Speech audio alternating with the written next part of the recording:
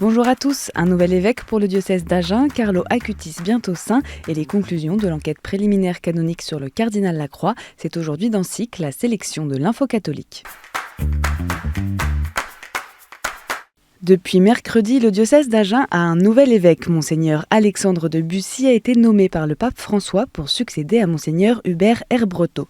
Prêtre du diocèse de Versailles, mis à la disposition du diocèse de Pontoise, Monseigneur de Bussy était jusqu'à présent doyen du doyenné d'Enghien-Montmorency et curé du groupement paroissial Notre-Dame de la Fraternité. Sa devise épiscopale « Vivez ce que vous célébrez ». C'est vraiment dans cet état d'esprit que je viens et que je veux vivre mon ministère en vivant ce que le Seigneur nous donne de vivre dans tous les sacrements. Son ordination épiscopale sera célébrée le dimanche 1er septembre à 14h30 en la cathédrale Saint-Caprais d'Agen. Surnommé le geek de Dieu, Carlo Acutis sera bientôt proclamé saint. Le dicaster pour les causes des saints a annoncé cette semaine la reconnaissance d'un miracle attribué à son intercession après la guérison jugée miraculeuse d'une jeune costaricaine. L'adolescente avait été victime d'un grave accident à vélo en 2022 dans une rue de Florence. Passionné par l'informatique et les nouvelles technologies, Carlo Acutis est né en 1991. Nourri par l'adoration et l'Eucharistie quotidienne, il grandit à Milan et met son talent au service de l'évangélisation. Après sa mort à 15 ans d'une leucémie foudroyante, son témoignage s'est rapidement répandu auprès des jeunes d'Italie, puis du monde entier. Ce vendredi 24 mai avait lieu, comme chaque année depuis 2007, la journée mondiale de prière pour l'Église en Chine. À Rome, un congrès international était organisé mardi par le Saint-Siège pour commémorer le centenaire du Concilium Sinense, aussi appelé Synode de Shanghai, premier concile de l'Église catholique en Chine. Une rencontre en présence de Monseigneur Joseph Shenbin, président de la conférence épiscopale chinoise, pas encore reconnu par le Vatican. L'évêque de Shanghai, nommé de façon unilatérale par le gouvernement chinois, n'a été reconnu que récemment par le Saint-Siège. En marge de la rencontre, le cardinal secrétaire d'État Pietro Parolin a réitéré son souhait que les accords sur la nomination des évêques en Chine, signés en 2018, puissent être renouvelés entre le Saint-Siège et Pékin et que certains points puissent être développés. Les fraternités monastiques de Jérusalem, engagées dans un processus de réforme depuis mars 2023, ont choisi de confier à une équipe indépendante un travail de recherche et d'écriture de leur histoire réelle.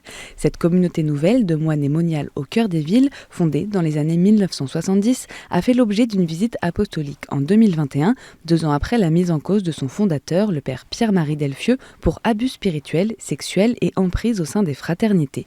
Ce sont des historiens de l'Université catholique de Louvain, Jean-Pascal Gay et Samuel Dolbeau, qui vont accomplir ce travail, un travail uniquement d'historien, précise-t-il, pour rendre compte du passé de la communauté dans une démarche d'objectivation. Il s'agit de replacer les dysfonctionnements structurels mentionnés par la communauté dans le contexte ecclésial et social dans lequel ils sont intervenus et ainsi contribuer à leur compréhension. Les chanoines de la Grâce ont annoncé ce lundi qu'une visite apostolique aurait lieu en juin prochain.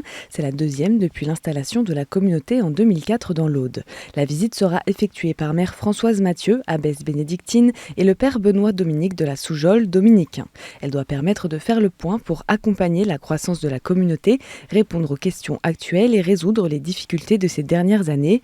Une visite apostolique encouragée par le supérieur extérieur de la communauté, le père Wouters, abbé général de l'ordre de Prémontré, et Monseigneur Bruno Valentin, évêque de Carcassonne et Narbonne.